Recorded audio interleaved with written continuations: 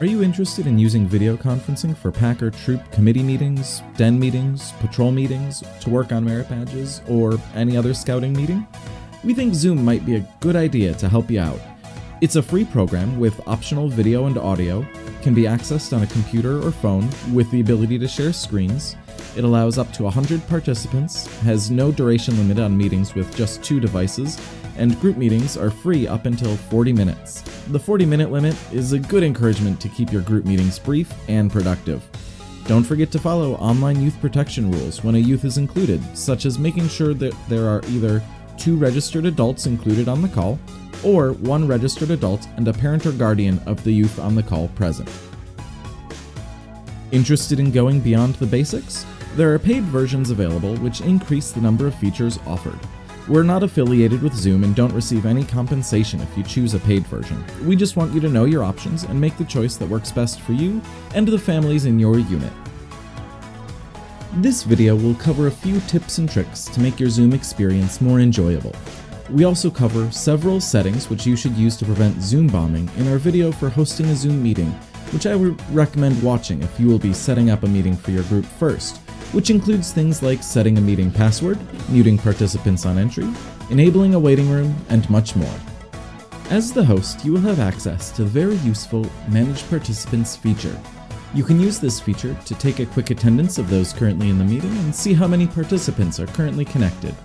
You can also mute all when it's time for announcements, or to stop a feedback loop that has occurred, or loud background noise from an unknown user's microphone, and unmute all to invite them to turn their microphones back on.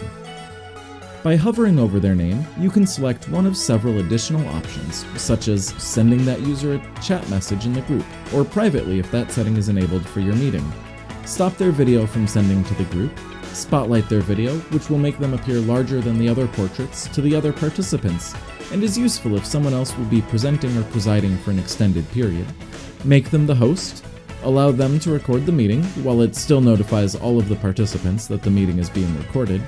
Rename them, because sometimes you may need to clarify a name if you have multiple people with the same first or last name, or you just want everyone to know that Susanna is cool. Or remove them from the meeting. Depending on your meeting settings, removed participants may or may not be able to rejoin, but you can invite them back too. You can also toggle some settings, such as muting participants when they join, allowing participants to unmute or rename themselves, play enter and exit chimes, and lock the meeting to prevent additional participants from joining.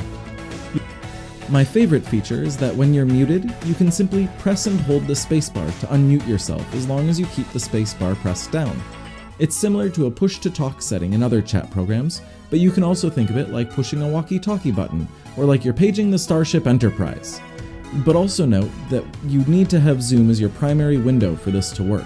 If you're typing notes on a different monitor or playing solitaire, you'll need to click back into Zoom before you can do this. Finally, avoid call and repeat songs, skits, pledges, prayers, whatever. The slight delay between each user's video and audio makes it really difficult to hear anything meaningful or follow along. Planning ahead for a slight modification will save you a fair bit of awkward time during the meeting. When you're all done, hit the End Meeting button and you can choose if you're ending it for everyone or simply leaving the meeting and allowing it to continue.